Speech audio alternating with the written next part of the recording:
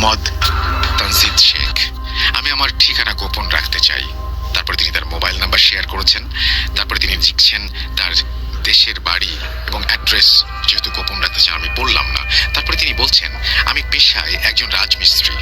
আজ আমি আপনাদের সাথে সেই ঘটনাটি শেয়ার করব যা আমার দাদার কাছ থেকে শুনেছি। লেখায় কোনো ভুল ত্রুটি হলে ক্ষমা সুন্দর দৃষ্টিতে দেখবেন। আমার দাদা ছিলেন একজন মুক্তিযোদ্ধা সৈনিক। তার জন্ম 1959 সালে এবং তার মৃত্যু হয় 2012 সালের 11 ফেব্রুয়ারি। তিনি তার মৃত্যুর আগে প্রায় আমাদের একটি ভয়াবহ গল্প শোনাতেন। গল্প বললে হয়তো ভুল হবে, এটি তার সাথে ঘটে যাওয়া রোমহর্ষক একটি ঘটনা। আমি তার মতো করেই বলার চেষ্টা করছি।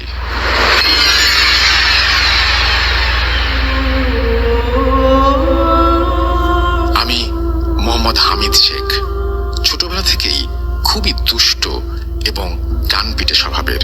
ভয়, ডর, ভূত প্রেত এসব কিছুই আমার ভেতরে ছিল না। বলতে পারো আমি আমার গ্রামের সবচেয়ে সাহসী ছেলেদের ভেতর একজন। তাই গ্রামের বেশিরভাগ ছেলেদের সাথে ঘুরতে যেতাম বিভিন্ন জায়গায়। যেমন একবার ঘুরতে গিয়েছিলাম আমাদের গ্রামের কাছের একটি শ্মশানে। যদিও এখন আর শ্মশানটির কোনো অস্তিত্ব নেই। আগে থেকে এই শ্মশানটির একটা বদনাম ছিল যে ওখানে অমাবস্যার রাতে কোনো অবিবাহিত ছেলে গেলে সে আর ফেরত আসতো না। তাই আমার কিছু বন্ধু আমাকে বলল, তুই যদি ওই শ্মশানে অমাবস্যার রাতে যাস এবং একটা ঘন্টা থাকতে পারিস তাহলে তোকে 1 হাঁড়ি মিষ্টি খাওয়াবো। ومن الصفر حنا بدينا مثل من তাহলে তোকে 1 হাঁড়ি মিষ্টি খাওয়াবো। আমার দাদা ছিলেন খুবই মিষ্টি পছন্দকারী একজন ব্যক্তি। তাই সে আর দ্বিমত করলো না। যথারীতি 3 দিন পরেই অমাবস্যার রাত। তাই আমার দাদা সন্ধ্যার পর 1 আটি বিড়ি আর একটি ম্যাচ কাঠি ও একটি হ্যারিকেন নিয়ে চলে গেল সেই শ্মশানে। দাদা সাহসী হওয়ার দরুন তার গায়ে কোনো ভয় ডরের বালাই ছিল না। শ্মশানটি ছিল আমার বাড়ি থেকে প্রায় 7 কিলো দূরে। তাই আমার সেখানে যেতে একটু রাত হয়ে যায়। যাওয়ার পথে আমি আমার বন্ধু আনোয়ার মিয়া, সালাউদ্দিন এবং খবির মিয়াকে বলে যাই আমি সেখানে যাচ্ছি। যথারীতি সালাউদ্দিন এবং খবির মিয়া আমাকে বলে, আমরা ঠিক 1 ঘন্টা পর তোর ওখানে যাব। এই বলে ওরা চলে যায় এবং আমি আমার মনের সুখে গান গাইতে গাইতে সেখানে চলে যাই। শ্মশানে যাওয়ার সময় তেমন কোনো সমস্যা হয়নি, কিন্তু শ্মশানে ঢোকার আগ মুহূর্তে মনে হলো শ্মশানটা কেমন যেন অদ্ভুত লাগছে আজ। যাক, তারপর শ্মশানের ভিতরে আমি ঢুকে পড়ে অমাবস্যার রাত, তারপরেও হ্যারিকেনের নিভো নিভো আলোতে যতটুকু দেখা যায় ততটুকুই ঘুরে ঘুরে দেখতে লাগলাম। তখনকার আমলে ঘড়ির জলটা অতটা ছিল না, ঠিকমতো মালুম করতে পারছিলাম না সময়টা যে কত রাত হয়েছে। তারপরে মনে হচ্ছিল রাত বেশ ভালোই হয়েছে। মনে মনে ভাবছিলাম 1 হাঁড়ি মিষ্টি কতদিন খাইনি, আজ খাবো। এইসব ভাবতে ভাবতেই আমার পেছন থেকে মনে হলো কিছু একটা উড়ে গেল। ঘুরে তাকিয়ে দেখি কিছু নেই, কিন্তু সামনে একটু দূরেই মনে হলো গাছের আড়াল থেকে কেউ একজন আমাকে উকি মেরে দেখার চেষ্টা করছে। আমি ভাবলাম নিশ্চয়ই সালাউদ্দিন, খবির মিয়া ওরা চলে এসেছে এবং আমাকে ভয় দেখানোর চেষ্টা করছে। আমি সেদিকে এগিয়ে গেলাম এবং দেখার চেষ্টা করলাম সেখানে কেউ আছে কিনা। আশেপাশে যদিও কোনো গাছপালা ছিল না, শুধু ওই গাছটি ছিল। গাছটি ছিল গোল পাতার বড় একটি গাছ, কিন্তু আমি সেখানে কাউকেই দেখিনি। আশেপাশে মাথা ঘুরিয়ে দেখলাম কেউ নেই। এইভাবে ভাবতে ভাবতে একটা বিড়ি ধরাবো এমন সময় শ্মশানের পূর্ব পাশের পুকুর থেকে মনে হলো কেউ লাফালাফি করছে। সেই দিকে আমি কান পাতলাম এবং চলে গেলাম যে কে ওখানে। শ্মশানে গোসল করতে এসেছে কিনা বুঝলাম না, তারপরেও গেলাম দেখার জন্য, কিন্তু কাউকে দেখতে পেলাম না। হঠাৎ করে আমার পিঠ দিয়ে ঠান্ডা শীতল একটা ঢেউ পা থেকে মাথা পর্যন্ত চলে গেল। কারণ শীতে যেমন বৃদ্ধদের ঠান্ডায় দাঁত কপাটে লেগে যায় কটকট করে, তেমনি একটা শব্দ আমার কানে এসে লাগে। আমার মনে হচ্ছিল আমার পেছনে কেউ এসে দাঁড়িয়েছে, আমি ঘুরলেই তাকে দেখতে পাবো। ঘুরতেই দেখি আমার হ্যারিকেনের আলোতে যতটুকু আলোকিত করেছে সেই আলোর ভেতরে একটা অদ্ভুত ছায়াকৃতির কিছু, মানুষ না অন্য কিছু, যা হ্যারিকেনের অল্প আলোতেও বোঝা যাচ্ছিল। তাই আমি হ্যারিকেনের আলো বাড়িয়ে দিই যাতে করে আলোতে সেটাকে ভালো করে বোঝা যায়। কিন্তু অবাক করা বিষয় হচ্ছিল হ্যারিকেনের আলো যতটা বাড়ছিল ওই জিনিসটা ততটাই পিছিয়ে যাচ্ছিল। তখন আমার মনের ভেতর ভয়ের সংশয় হয়। কথিত থাকা সব কথাগুলো আমার মনের ভেতর সূচের মতন গাঁথতে থাকে। আমি দিক বিদিক না পেয়ে যেদিকে ইচ্ছে সেদিকে হাঁটা দেই শ্মশান থেকে বেরিয়ে যাওয়ার জন্য। পথিমধ্যে আমার পা কিছুতে আটকে যায় আর আমি মুখ থুবড়ে পড়ি, আর আমার হ্যারিকেনটা আমার হাত থেকে দূরে ছিটকে যায় এবং হ্যারিকেনের কাঁচ ভেঙে তেল টেল সবকিছু চুইয়ে পড়ে। সেখানে আগুন ধরে যায়। দেখতে দেখতে খুব তাড়াতাড়ি আগুন ধরে যায়। আমি কি করব না করব বুঝতে পারছি না। ভাবতে ভাবতে আরো একটা বিড়ি ধরাই। বিড়ি ধরানোর সাথে সাথে মনে হলো আমাকে পেছন থেকে কেউ খুব জোরে একটা আঘাত করলো। আঘাতটা এমনই ছিল যে আমার আর কিছু মনে নেই। যখন চোখ খুলি তখন দেখতে পাই আমি আমার বাড়িতে। ঘটনা শুরু এখান থেকেই। পরে আমার দাদা জানতে পারে সালাউদ্দিন মিয়া এবং খবির মিয়া 1 ঘন্টা পর যখন দাদার কাছে যায় তখন দেখে দাদা শ্মশানের গেটের বাইরে পড়ে আছে। জ্ঞান ফিরতে সালাউদ্দিন মিয়া বলে হামেদ মিয়া শ্মশানে যাওয়ার আগে অজ্ঞান হয়ে পড়ে গেছে। দাদার কাছে এই কথাটা লজ্জাজনক লাগে, তার জন্য সে তার সাথে ঘটে যাওয়া সকল ঘটনা খুলে বলে। এরপর থেকে শুরু হয় অদ্ভুত ঘটনা। দাদা বলেন, আমি পরে সুস্থ হই তখন মায়ের কাছ থেকে সবই শোনা। এই যেমন প্রায় রাতেই আমি কারো সাথে একা একা কথা বলতে আসতাম, এমনকি গালাগালিও করতাম। একদিন মা রাতে তাহাজ্জুদের নামাজ পড়ার জন্য উঠে উজু করার জন্য, তখন সে দেখতে পায় আমি নাকি পা দিয়ে কল চাপছি এবং মুখ দিয়ে সেই কলের পানি খাচ্ছি। একটা সাধারণ মানুষের জন্য সম্পূর্ণ অসম্ভব সেটি। তারপর আরেক দিন অন্য একটা বাড়িতে বেশ কয়েকটা গরু ছিল। আমার বাবা গরুর শব্দ পেয়ে ওঠে এবং গোয়াল ঘরে গিয়ে দেখে আমি গরুর সাথে কুস্তাকুস্তি করছি এবং গরুকে কামড়াচ্ছি যেন আমি সেটাকে খাওয়ার জন্য পাগল হয়ে গেছি। বাবা এই দৃশ্য দেখে যখনই আমাকে ধরতে যায় তখনই আমি আমার বাবাকে খুব জোরে বুকে একটা কামড় বসিয়ে দিই এবং কামড়ের চাপ এতটাই ছিল যে বাবার বুক থেকে কিছুটা মাংস আমার মুখে চলে আসে। এদিকে আমার চাচাচিরা ঘর থেকে বের হয়। তারা বের হয়ে এই কাণ্ড দেখে আমাকে সাথে সাথে একটা গাছের সাথে বেঁধে ফেলে। পরে ওই রাতে একজন ওঝাকে ডাকা হয়। কিছুক্ষণ পরে ওঝা আমাদের বাড়িতে আসে এবং সে আমাকে দেখেই দৌড়ে বাড়ি থেকে পালিয়ে যায়। এর পাশাপাশি পাশের এক মসজিদ থেকে একজন ইমাম এবং একজন খাদেমকে আনা হয়। তারাও আমাকে দেখে বাড়িতে ঢোকার আগেই বের হয়ে চলে যায়। যেতে যেতে তারা বলে, আমরা এর কোনো চিকিৎসা করতে পারবো না। ফজরের আজানের পরে আমি অচেতন হয়ে যাই। পরদিন সকালবেলা আমার চাচা সেই ওঝা এবং হুজুরের বাড়ি যায় এবং সে জানতে চায় যে কি হয়েছে, আপনারা কি দেখেছেন, কেনই বা ভাবে চলে আসলেন। তারা বলে যে আমরা যা দেখেছি তা আপনি শুনতে চাইবেন না। চাচা বেশ জোরাজুরির পরে জানতে পারে যে তারা বাড়িতে ঢোকার সাথে সাথেই আমাকে যে গাছের সাথে বেঁধে রাখা হয়েছিল সেই গাছে তারা আমাকে দেখতে পায় নাই। তারা নাকি দেখেছিল বিশাল বড় এক ধরনের কিছু একটাকে বেঁধে রাখা হয়েছে গাছের সাথে এবং তারা এও বলেছিল যে তোমার ভাতিজার কোনো চিকিৎসা করতে পারবো না। এরপর চাচা বাড়ি চলে আসে। সে এসে দেখতে পায় আমার বাবা বাসায় নেই। আমার মা এবং চাচি দুজনেই অজ্ঞান হয়ে পড়ে আছে এবং গরুর ঘর থেকে কিছু শব্দ আসছে। ওই দিকে যায় এবং দেখে আমি আস্ত একটা গরুকে মেরে ফেলেছি এবং তার গা থেকে গোশত কামড়ে খাচ্ছি। আমার মুখ রক্তে লাল হয়ে গেছে। এই দেখে সে তাড়াতাড়ি ঘর থেকে শিকল আনে এবং আশেপাশের লোকজনকে ডাক দেয় এবং আমাকে শিকল দিয়ে বেঁধে ফেলে। এভাবেই কাটতে থাকে কিছুদিন। গ্রামের লোক আমাকে সম্পূর্ণ পাগল আখ্যা দিয়েছিল। এমনি একদিন নারায়ণগঞ্জের একজন স্বনামধন্য কবিরাজের সন্ধান পায় আমার বাবা এবং তাকে আমার চাচাকে আনতে পাঠায়। সে এসে আমাকে দেখে এবং বলে, রোগী এখন আমার দ্বারা চিকিৎসা করা সম্ভব নয়, আমি চলে যাচ্ছি, আমি আমার ওস্তাদ সহ 9 দিন পরে আসবো। এই বলে সে চলে যায়। এইভাবেই কাটতে থাকে একের পর এক অসহনীয় দিন। এরই মধ্যে একটি রাতে টিনের চালে ধূপ ধাপ আওয়াজ, বাড়ির সবার ঘুম ভেঙে যায়। আর বাইরে থেকে কেউ মেয়েলি কণ্ঠে বলছে, ওকে ছেড়ে দে, ওকে আমাদের কাছে আসতে দে, নয়তো সবার ক্ষতি হবে। এই শুনে আমার মা এবং বাবা আয়তুল কুরসি এবং যত সূরা জানে পড়তে শুরু করে। এভাবে কেটে যায়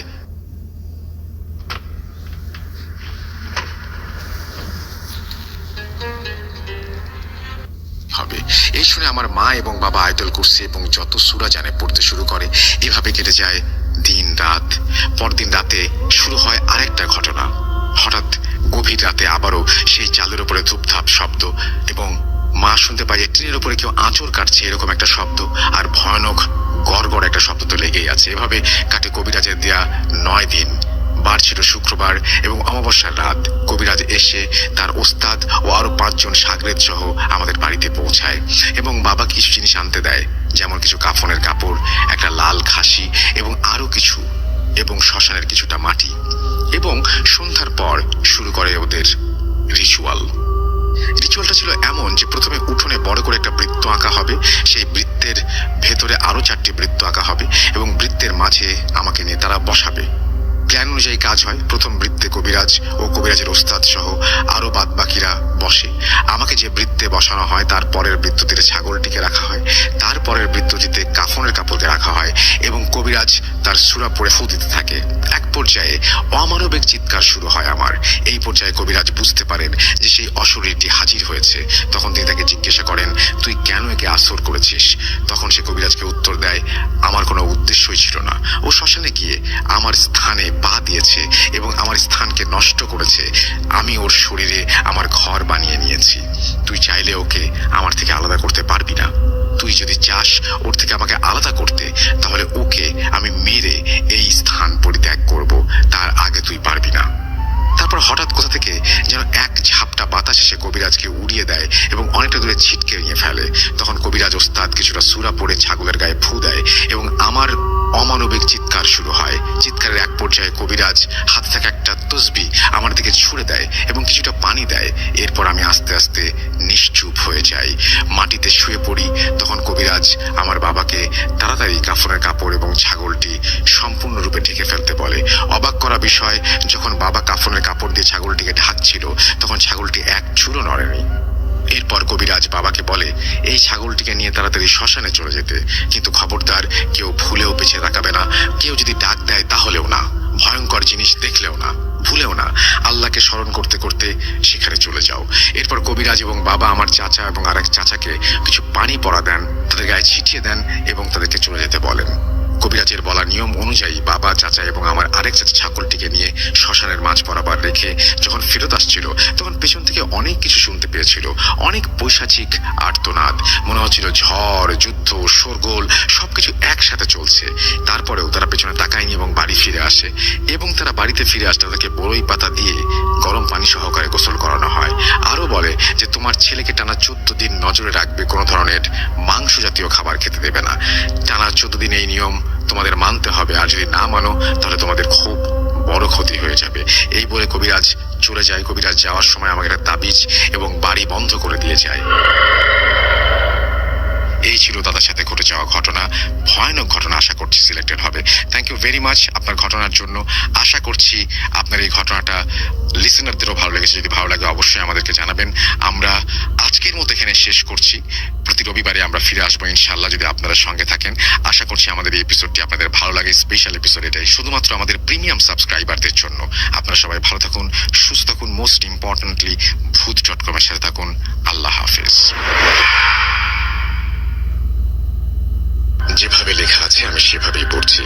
কখনো কখনো খুব কাছের মানুষকে সিম্পল সাপোর্ট দিতে গিয়ে ভয়াবহ পরিস্থিতির শিকার হতে হয়, যা কিনা মৃত্যুর খুব কাছাকাছি। আবার কখনো যে বিপদের সম্মুখে আসে সেটা যার কারণে হয়েছে সে হয়তো জানেই না এবং দায়ী নয় সে পরিস্থিতিটার জন্য। কি একটু কমপ্লিকেটেড মনে হচ্ছে? শুনুন পুরো ঘটনা, বুঝতে পারবেন বিষয়টা। আজ যে ঘটনাটি শোনাবো সেটি আমাকে শেয়ার করেছেন জেইন নদী। এটি ওনার ভাইয়ের সাথে ঘটে যাওয়া একটি ঘটনা। সম্পৃক্ত স্থানটি বরিশাল জেলার কোনো একটি গ্রামে। প্রাইভেসির কারণে সেই জায়গাটির নাম উল্লেখ করছি না। প্রিয় রাসেল ভাই, আসসালামু আলাইকুম। স্টোরি টেলার আমাকে যেভাবে বলেছেন আমি সেভাবেই লিখছি।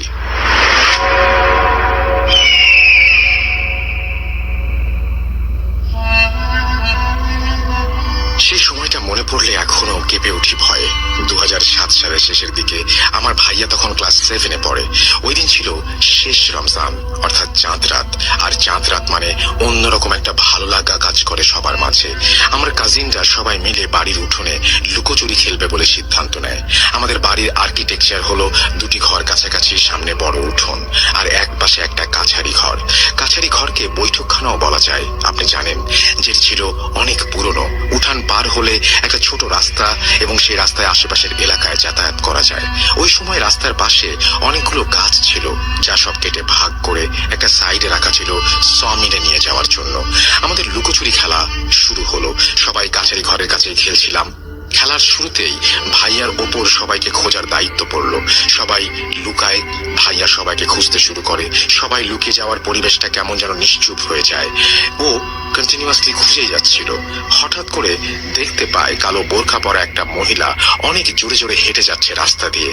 ও ভাবে প্রতিবেশী আন্টি, যিনি অনেক ধার্মিক, তালিম করেন বিভিন্ন জায়গায় গিয়ে। ভাইয়া ভেবেছে সেই আন্টি, ও তাকে আন্টি বলে ডাকতে যাবে পেছন থেকে। যেহেতু উনি রেসপন্স করছেন না, তাই একটু জোরে কাছে গিয়ে আলতো করে হাত রাখেন তার শরীরে। কিছু বুঝে ওঠার আগেই ওই কালো বোরখা পরা মহিলা ঘুরে দাঁড়িয়ে ভাইয়াকে জোরে একটা ধাক্কা মারেন, আর ভাইয়া ছিটকে পড়ে যান অনেক দূরে। ও প্রচন্ড ভয় পেয়ে যায় এবং জোরে চিৎকার শুরু করে দৌড়াতে থাকে। চিৎকার এবং শব্দ শুনে আমার কাজিনরা আমরা সবাই বের হই এবং বাসার সবাই বেরিয়ে আসে। ভাইয়ার কাছ থেকে সব শুনে আমরা সেই জায়গায় অনেক খোঁজাখুঁজি করি, কিন্তু কাউকেই দেখতে পাই না। আর সেই জায়গাটা, যে জায়গাটায় গাছের অংশটা ছুঁড়ে মেরেছে, দেখলাম সেখানেই পড়ে আছে। এরপর কেটে গেছে অনেক দিন, আর কোনো সমস্যা হয়নি। সমস্যা হয় ঠিক 2 বছর পর, অর্থাৎ 2009 সালে। ভাইয়া তখন ক্লাস 10-এ পড়ে। ও সায়েন্সের স্টুডেন্ট ছিল। ভাইয়ার 4th সাবজেক্ট কম্পিউটার ছিল, তাই ভাইয়াকে কম্পিউটার ক্লাসে ভর্তি করে দেওয়া হয়, যা আমাদের গ্রাম থেকে যেতে 30 মিনিট লাগে। ভাইয়া প্রতিদিন সাইকেলে যাওয়া আসা করত। একদিন ক্লাস শেষ করে আসছিল, সময়টা মাগরিবের আজান শুরু হওয়ার একটু আগে। আসার পথে হিন্দুদের একটা মঠ খোলা বা মন্দির ছিল। ও দেখতে পেল ওর এক বন্ধু ওই মঠ খোলার সামনে দাঁড়িয়ে আছে। ভাইয়া তাকে জিজ্ঞেস করে, কিরে তুই এখানে দাঁড়িয়ে আছিস কেন? ভাইয়ার বন্ধু ভাইয়ার দিকে তাকিয়ে খুব হালকা গলায় বলল, এমনিতেই দাঁড়িয়ে আছি। চল তাহলে আমি তোকে বাসায় দিয়ে আসি। আচ্ছা চল।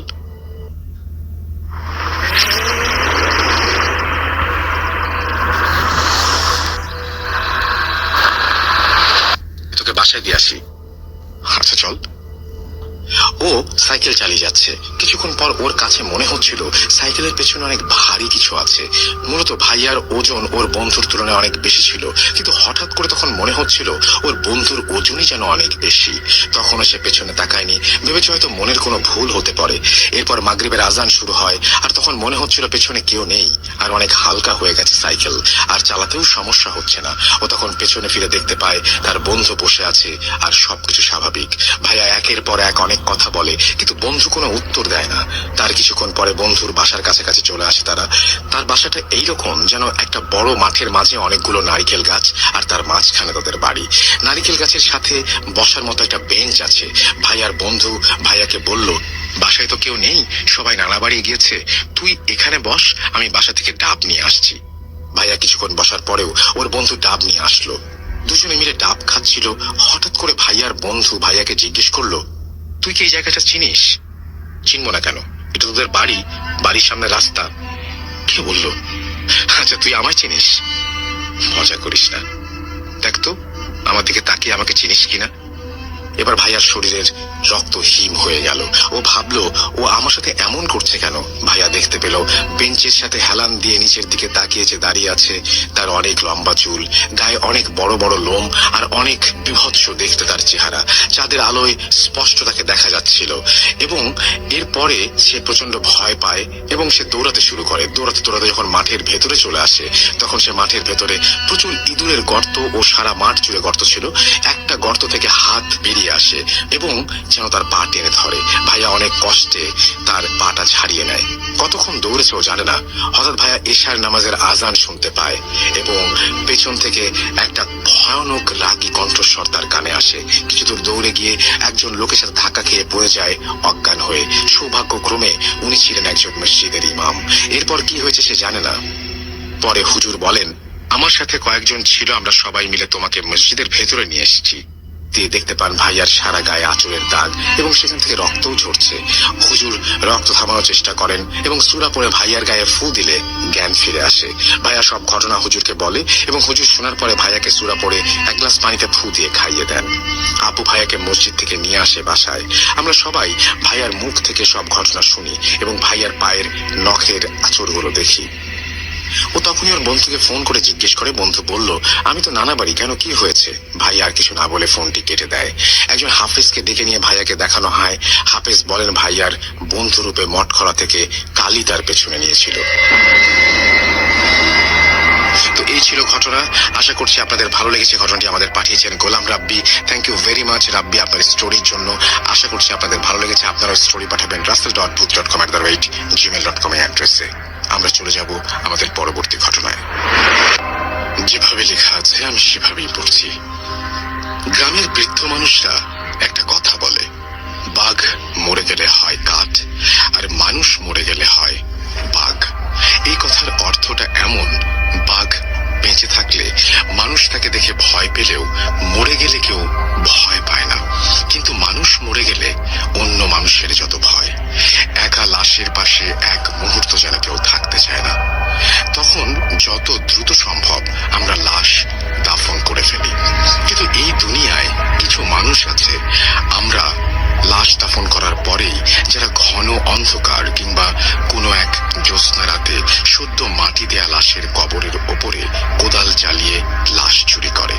কি ভাবছেন এত কথা কেন বলছি? তাহলে মনোযোগ দিন। আজ আমি শেয়ার করব একটা লাশ চুরির ঘটনা।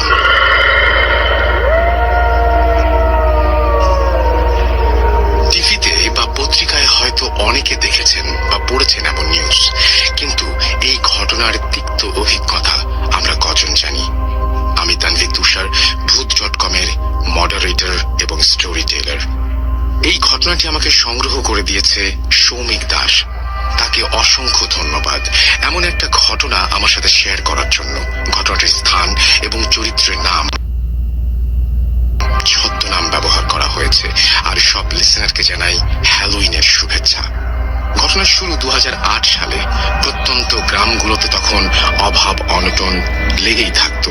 অনেক মানুষের দুবেলা ঠিকমতো খাবারের জন্য রীতিমতো সংগ্রাম করতে হতো। অভাবের তাড়নায় অনিল তখন বেছে নেয় নিকৃষ্ট এই উপার্জনের পথ।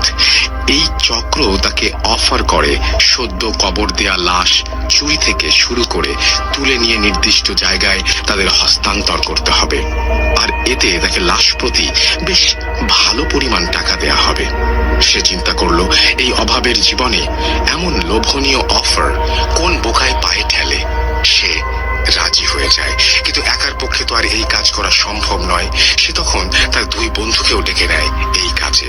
এত ভালো টাকার অফার, তারা দুজনেও রাজি হয়ে যায়। শুরু হয় তাদের কাজ। তাদের গ্রামের মাঝ দিয়ে বয়ে চলেছে একটা নদী, চারপাশে তার বন জঙ্গলে ঘেরা। আর এই নদীর মাঝ দিয়েই ছোট্ট ডিঙ্গি নৌকা চালিয়ে তারা পৌঁছে যায় দূর দূরান্তের কবরস্থানে। গ্রাম থেকে দূরে কেউ মারা গেলেই খোঁজ রাখে তারা। সময় মতো হানা দেয় কবরে। ঘন কালো অন্ধকার রাতে কিংবা হালকা জ্যোৎস্না রাতে কবর থেকে লাশ তোলে তারা। আবার নৌকায় তুলে পৌঁছে দেয় নির্দিষ্ট গন্তব্যে। এক রাতের মাঝেই কাজ শেষ, আর বেশ ভালো পরিমাণ টাকা তাদের পকেটে। এভাবেই চলছে তাদের লাশ চুরির কাজ। ঠিক কতগুলো লাশ তারা চুরি করেছিল তার নির্দিষ্ট কোনো হিসাব তাদের কাছে নেই। অনেক রাতে ঝিরিঝিরি বৃষ্টির মাঝেও তারা লাশ চুরি করেছে কবর খুঁড়ে, কিন্তু তাদের কোনো সমস্যা হয়নি। তার ভাষ্য মতে প্রথম এই কাজে ভয় লাগলেও পরে আর ভয় পাননি তারা। এমনি একদিন তারা খবর পেলেন পাশের গ্রামের একজন লোক মারা গেছে, কিন্তু সমস্যা হলো তাকে যেখানে কবর দেয়া হয়েছে সেটা অনেক পুরনো কবরস্থান আর লোকালয়ের অনেক কাছে। কিন্তু অনেক দিন কোনো লাশ চুরি না করায় তিনজনের হাত তখন ফাঁকা। তারা যে কোনো মূল্যেই হোক লাশটি চুরি করতে চায়। কবর দেওয়ার দুদিন পরেই অমাবস্যা, আর সেই ঘন কালো অন্ধকারেই তারা সিদ্ধান্ত নেয় লাশ চুরির। সেদিন গভীর রাতে তারা তিনজন নৌকায় কোদাল, খন্তা, হারিকেন নিয়ে রওনা দেয়।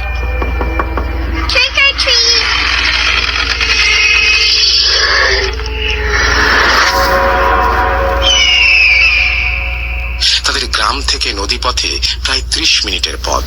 ঘন অন্ধকারে তারা হ্যারিকেন ব্যবহার করছে, কারণ এর আলো কম হলেও তার লোকজনের চোখে সহজেই ফাঁকি দেয়া যায়, যেহেতু কবরস্থানটা লোকালয়ের অনেক কাছে। আর তারা যখন কবরস্থানের পাশে পৌঁছে গেল, নৌকা থেকে নেমে দেখলো বেশ অনেক বড় বড় গাছ আর বাঁশ ঝাড় দিয়ে ভরা এই কবরস্থান। তাদের হাতে একটা ছোট্ট টর্চ লাইটও ছিল। অনিল সেটা জ্বালাতেই দেখলো গাছগুলো অনেক পুরনো, গায়ে শ্যাওলা পড়ে আছে। জংলি লতায় কোনো কোনো গাছের ডালপালা জড়িয়ে গেছে। চারিদিকে কেমন যেন গা ছমছমে পরিবেশ। অনিল সহ সবাই নেমে নৌকা পাড়ে বেঁধে তারা ঢুকে গেল ঘন অন্ধকারে। চারপাশে ভাঙা কবর আর বাঁশ ঝাড়, মাঝে মাঝে দু একটা করে বিশাল গাছ, কিছু গাছের ডাল একদম নেমে এসেছে মাটির কাছে। তারা হ্যারিকেনের আলো বাড়িয়ে দিল, তার আলোতে গাছের ছায়াগুলো কেমন যেন দৈত্যাকার মনে হচ্ছে।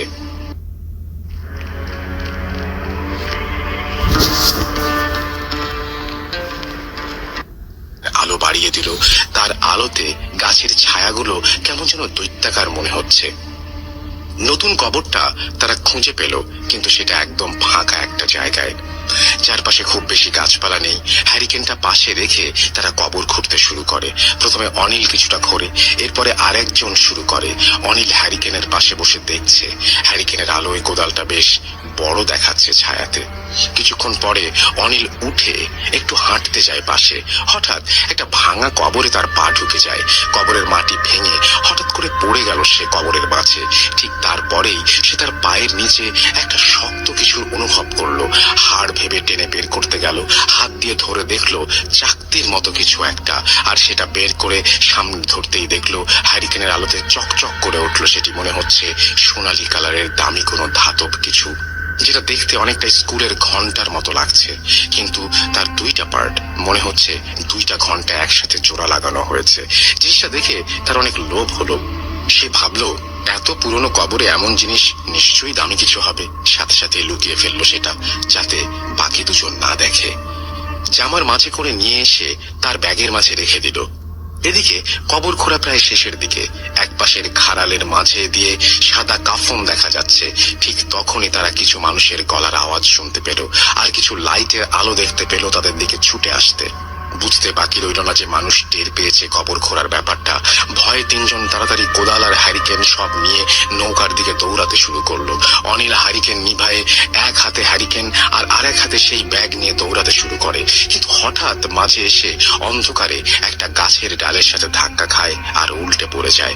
ব্যাগটা হাত থেকে ছিটকে পড়ে যায়। সেই ঘন্টাটা ব্যাগ থেকে নিচে পড়ে যায়। সেই ঘন্টাটা খুঁজে পেল তখন তার স্পর্শে খেয়াল করলো ঘন্টার একটা পার্ট তার হাতে, আর একটা খুলে কোথায় যেন চলে গেছে। এদিকে পেছনে গ্রামের মানুষ আসছে, তার খোঁজার সময় নেই। সে একটা পার্ট হাতড়ে কুড়িয়ে নিয়ে আবার দৌড় দিতে শুরু করলো। তারপরে তিনজন এসে নৌকায় উঠেই নৌকা চালানো শুরু করে দেয়। এ যাত্রায় অল্পের জন্য ধরা পড়তে পড়তে বেঁচে যায়। লোকজন নদীর পাড়ে এসে তাদের খুঁজতে থাকে, কিন্তু ততক্ষণে তার নৌকা নিয়ে তারা হারিয়ে গেছে। যেখানে লাশ নিয়ে আসার কথা সেখানে গিয়ে বিস্তারিত সব জানিয়ে তারা যখন বাড়ি ফিরে আসলো তখন ভোর হতে চলেছে। অনিল তার ঘরে সেই ব্যাগটা ঘরের একটা কোণে বাঁশের খুঁটির সাথে আটকে দিল। এইভাবে ব্যাগটা একটা লোহার সাথে ঝুলিয়ে রেখে সে ঘুমিয়ে পড়লো। সকালে ঘুম ভাঙলো তার মায়ের চিৎকারে। বাইরে বের হয়ে দেখে তার মা দাঁড়িয়ে আছে এবং তাকে বলছে, সারা রাত কি করছিস বলতো? অনিল অবাক হয়ে মার দিকে তাকিয়ে থাকে। মা কি সবকিছু জানতে পারলো? সে আমতা আমতা করে কিছু একটা বলতে যাবে, এর মাঝেই মা বলে উঠলো, সারা রাত ধরে ঘরে বসে ঘন্টা বাজিয়েছিস, তার শব্দে তো ঘুম হলো না। অনিল কিছুটা অবাক হয় মায়ের কথা শুনে। সে কেন ঘন্টা বাজাবে? সে আরাম করে ঘুমিয়ে গেছে। পরের দিন অনিলের ঘুম ভাঙে আবার তার মায়ের ডাকে। সে ঘুম থেকে উঠে বাইরে বের হয়ে দেখে তার মায়ের সাথে আরো কিছু প্রতিবেশী এসে জড়ো হয়েছে। তাদের সবার এক অভিযোগ, রাত ভর এই ঘন্টা বাজানোর শব্দে তারা ভালো করে ঘুমোতে পারেনি। সবাই প্রচন্ড রেগে যায় অনিলের ওপরে। কি হচ্ছে রাতে কিছুই বুঝতে পারে না সে। তার রুম থেকে নাকি ঘন্টার আওয়াজ হয়, আর সে দিব্যি ঘুমিয়ে আছে কিন্তু জানে না। অথচ বাড়ির আশেপাশের মানুষ ঘুমাতে পারেনি। সে সবার কাছে মাফ চেয়ে রুমে চলে আসে। তারপরে ব্যাগ নামিয়ে দেখে ব্যাগের ভেতরে ঘন্টাটা যেমন রেখেছে ঠিক তেমনি আছে, কোনো পরিবর্তন নেই। কিন্তু ব্যাগ আবার ওপরে রাখতে গিয়ে সে অবাক হয়ে যায়। কয়েকটি তেলা পোকা আর টিকটিকি মরে পড়ে আছে সোজা ব্যাগের নিচের মাটিতে। দেখে কিছুটা অবাক হয় অনিল। বিষয়টা আমলে না নিয়ে সে তার সব কাজ শেষ করে রাতে আবার ঘুমোতে যায়। তখন দেখে তার পোষা বেড়ালটা তার ঘরে এসেছে। সে বিছানায় শুয়ে পড়ার সাথে সাথে ঘাড় ঘুরিয়ে দেখে বিড়ালটি বসে আছে ঘন্টা রাখা তার সেই ব্যাগটার নিচে। বিড়ালটি বসে এক দৃষ্টিতে তাকিয়ে আছে তার দিকে। সেদিন রাতেও সে ঘুমিয়ে যায়। সকালে আবার কোলাহল। বাইরে যেতেই দেখে অনেক প্রতিবেশী, প্রচুর রাগ তার উপর। প্রতিবেশীরা বলে তারা নাকি শান্তিতে ঘুমোতে পারছে না এই ঘন্টার আওয়াজে। সে সবকিছু শুনে আবার যখন রুমে ফিরে আসে দেখে বিড়ালটি ঠিক আগের মতোই একভাবে বসে আছে ব্যাগের নিচে, এক দৃষ্টিতে তাকিয়ে আছে তার খাটের দিকে। সে কিছুটা অবাক হয়ে যায়। বিড়ালটিকে পা দিয়ে ধাক্কা দেয়। বিড়ালটির সাথে সাথে উল্টে পড়ে যায়। তাড়াতাড়ি হাত দিয়ে ধরে দেখে বিড়ালটি যেভাবে ছিল ঠিক সেভাবেই চোখ খোলা রেখে মরে পড়ে আছে। এবার অনিলের প্রচুর ভয় হতে শুরু করে। কেন এমনটা হচ্ছে? প্রতি রাতে কে ঘন্টা বাজায় এটা দেখার জন্য আজ রাতে সে জেগে থাকবে বলে ঠিক করে।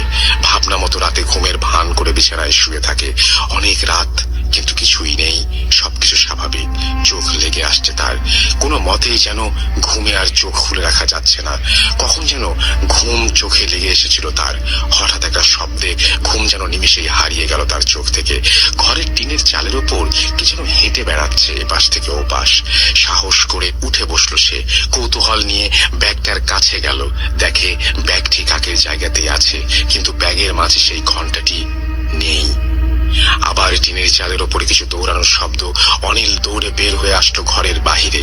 আধো আলোতে তাকাতেই দেখলো একটা কালো অবয়ব দ্রুত গতিতে ঘরের এক প্রান্ত থেকে অন্য প্রান্তে গিয়ে মিলিয়ে গেল। অনিল ভয়ে তখন জায়গা থেকে নড়ার শক্তি হারিয়ে ফেলেছে। তার মুখ দিয়ে কোনো আওয়াজ বের হচ্ছে না। শরীরের সমস্ত শক্তি দিয়ে চিৎকার করেও সে যেন আজ সেই শব্দ বের করতে পারছে না।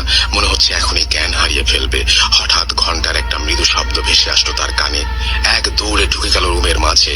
তারপরে আর কিছু মনে নেই তার। সকালে ঘুম থেকে উঠেই ব্যাগের কাছে গেল সে। ব্যাগ আর ঘন্টা যেমন ছিল তেমনই আছে, কোনো পরিবর্তন নেই। তার স্পষ্ট মনে আছে এখানে শুধু ব্যাগ ছিল, ব্যাগের মাঝের সেই ঘন্টাটি ছিল না। এই ঘন্টা থেকে সে এবার মুক্তি চায়। ব্যাগটা হাতে নিয়ে বের হয়ে গেল অনিল। একটা বড় নদীর নির্জন মোড়ে এসে দাঁড়ালো। তারপরে আস্তে করে ব্যাগ থেকে ঘন্টাটা বের করে ছুঁড়ে ফেলে দিল নদীর মাঝে। মনে হলো তার অনেক বড় একটা চিন্তা নেমে গেল মাথা থেকে। বাড়ি ফিরে আসলো সে। প্রতিদিনের মতো কাজ শেষ করে আবার ঘুমিয়ে পড়লো সে। মাঝরাতে আবার টিনের ওপরে সেই দৌড়ানোর শব্দে ঘুম ভেঙে গেল। উঠে দেখে ব্যাগ যেমন রয়েছে তেমনই আছে, ঘরের ওপরে শব্দটার নেই। ভয়ে ভয়ে বিছানা থেকে এক পা দুই পা করে নেমে এলো অনিল। ব্যাগটা যেন তাকে কাছে টানছে। এগিয়ে গেল ব্যাগটার দিকে। কাঁপা কাঁপা হাতে ব্যাগটার দিকে হাত বাড়িয়ে দিল অনিল। ব্যাগটা হাতে নিতেই খুলে যেন ভয়ের একটা প্রচন্ড স্রোত বয়ে গেল তার শির দাঁড়ায় ব্যাগের মাঝে।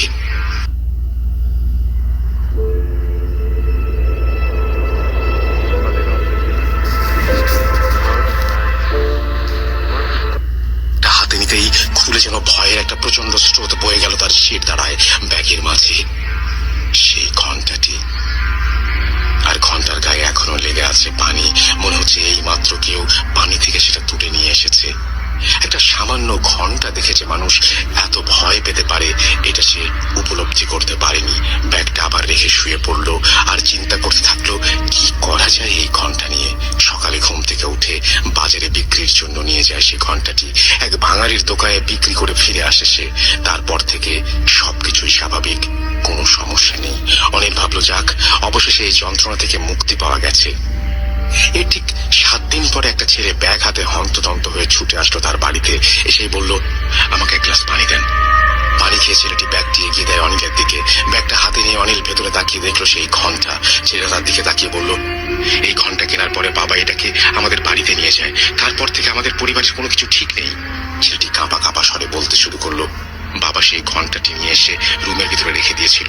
হঠাৎ রাতে টিনের চালের উপর ভারী কিছু একটা হাঁটার শব্দ পেয়ে ঘুম ভেঙে যায়। তিনি উঠে যান বাইরে দেখতে। দেখেন একটা কালো অবয়ব দ্রুত গতিতে এই পাশ থেকে ও পাশে চলে যাচ্ছে।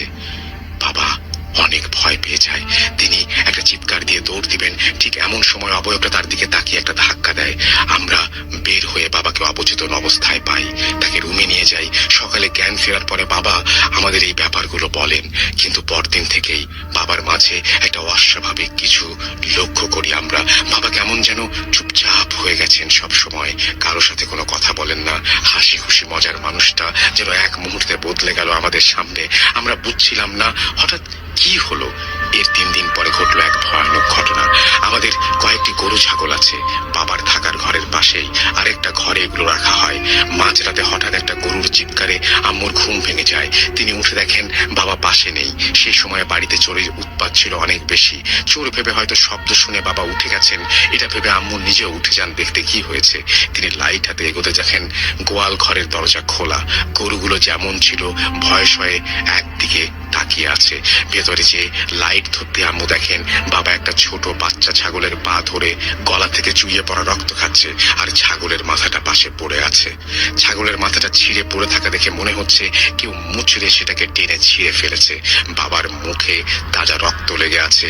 আম্মু লাইট ধরতেই তিনি আম্মুর দিকে তাকিয়ে একটা হাসি দিয়ে অনেক ভারী কণ্ঠে বলেন, ঘন্টা ফিরে এসেছে, ঘন্টা ফিরে এসেছে, কেউ বাঁচবি না, ঘন্টা আবার ফিরে এসেছে। এরপরে আম্মু একটা চিৎকার দিয়ে জ্ঞান হারিয়ে ফেলেন। আমরা দৌড়ে বের হতে গিয়ে দেখি এই অবস্থা। আম্মুকে ধরে রুমে নিয়ে আসি আর বাবাকেও কয়েকজন ধরে রুমের দিকে নিয়ে আসি। তার এই অবস্থা, যে শরীরে এত শক্তি, আমরা কজন মিলেও তাকে আটকাতে পারছিলাম না। অনেক কষ্টে তাকে রুমে আনা হয়। তিনি ঘুমিয়ে যান আর ঘুম থেকে উঠলেই পাশে যেই থাক তার হাত বা পায়ে কামড় দিয়ে রক্ত খাওয়ার চেষ্টা করেন আর বলেন, ঘন্টা ফিরে এসেছে।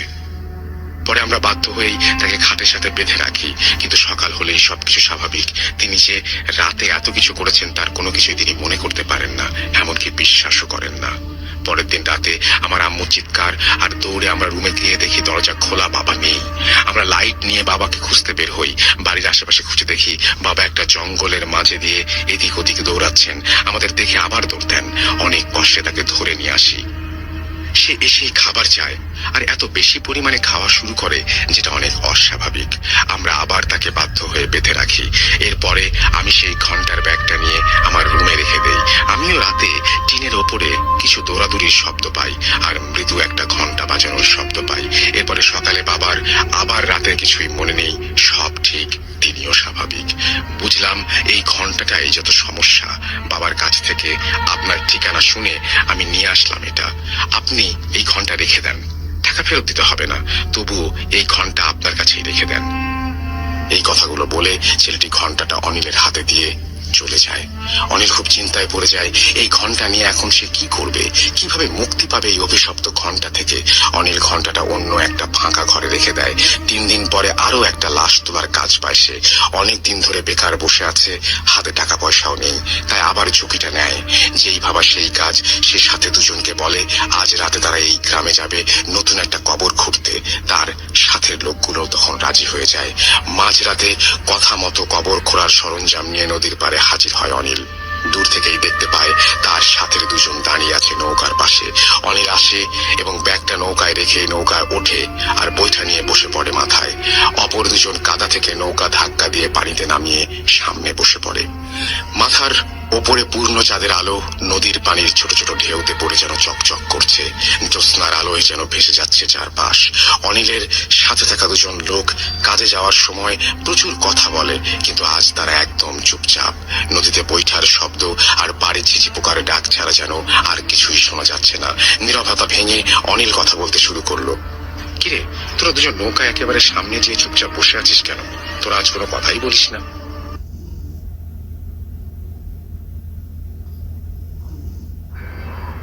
وش معنى الخير؟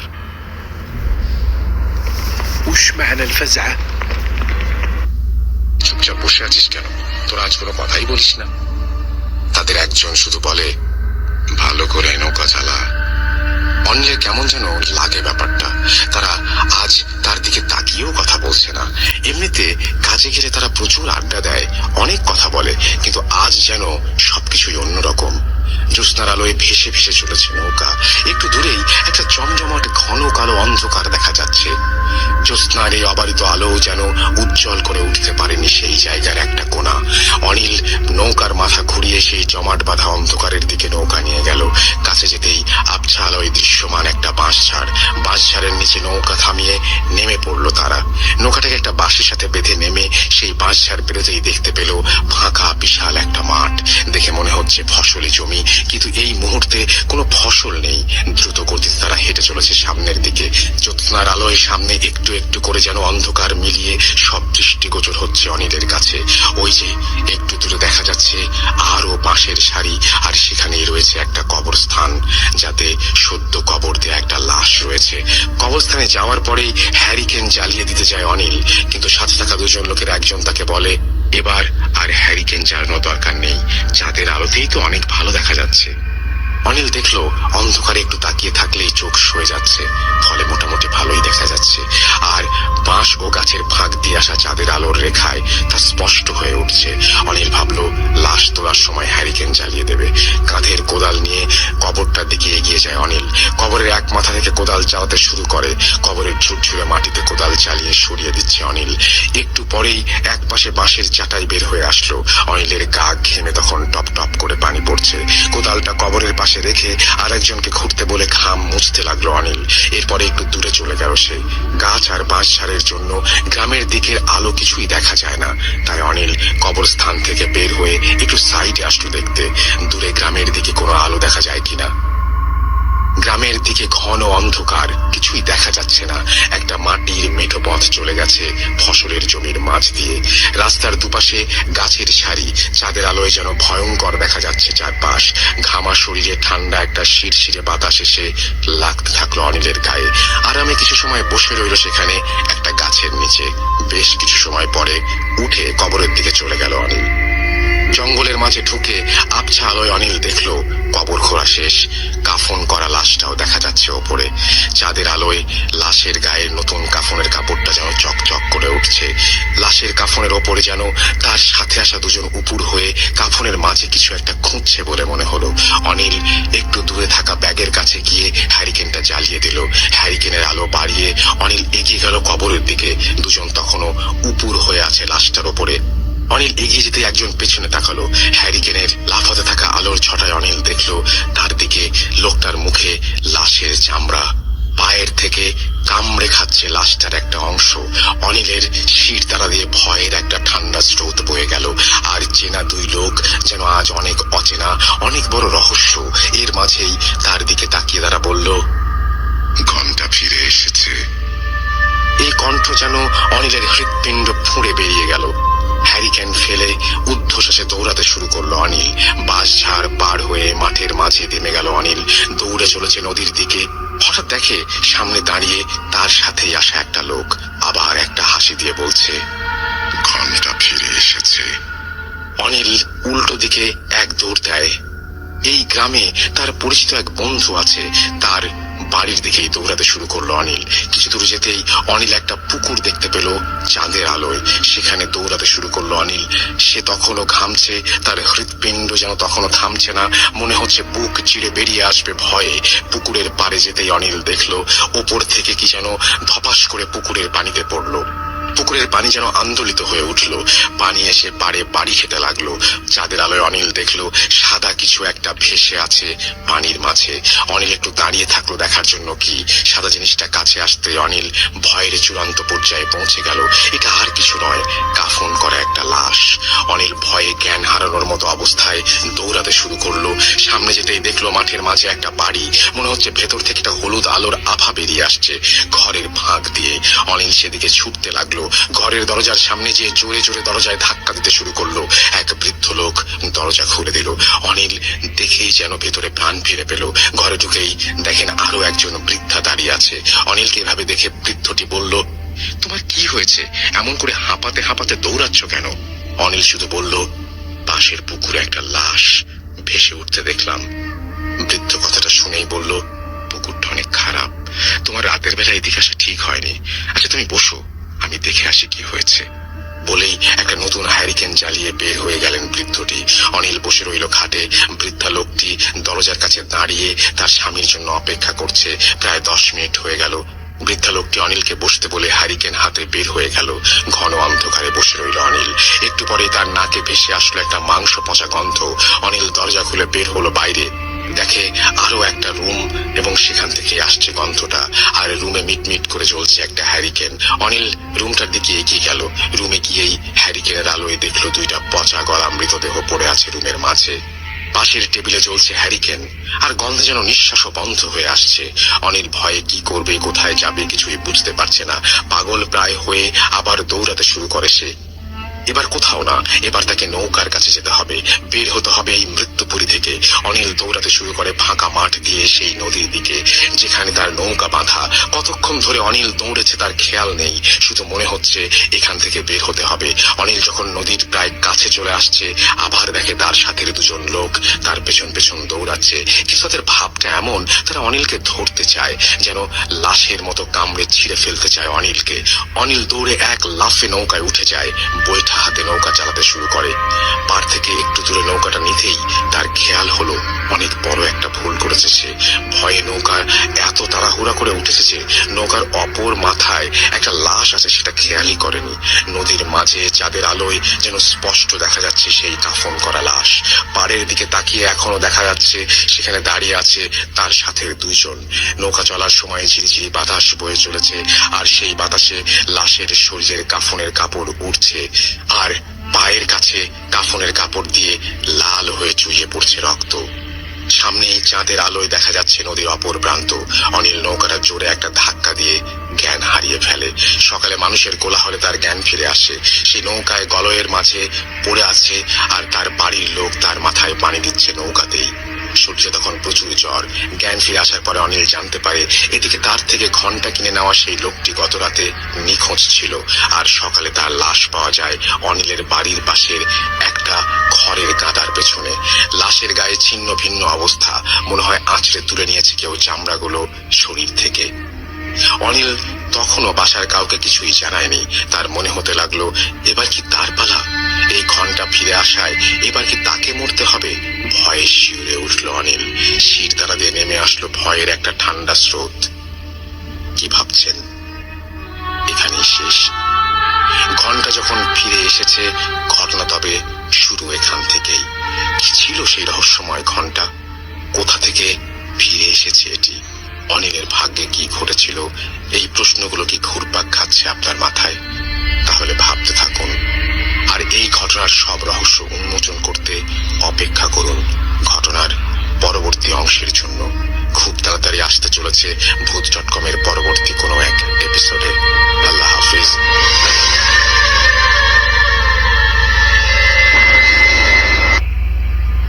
প্রিয় লিসেনার্স, আসসালামু আলাইকুম।